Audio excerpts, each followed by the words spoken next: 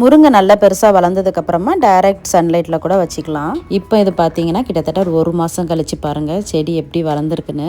2 பாட்லேயுமே ஓரளவு நல்லா சூப்பராகவே வளர்ந்துருக்கு பாருங்கள். முருங்கை மரம் பார்க்குறதுக்கு அவ்வளோ நல்லாயிருக்கு.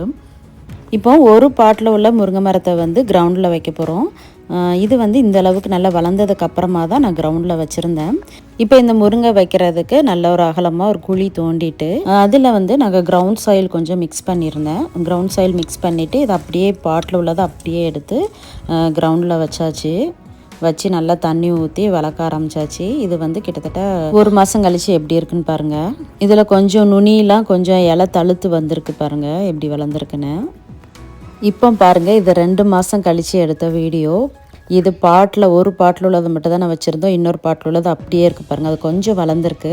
ஆனால் கிரவுண்டில் வச்சது பாருங்கள் எவ்வளோ சூப்பராக உயரமாக நல்ல மரமாக வளர்ந்துருக்கு பாருங்கள்.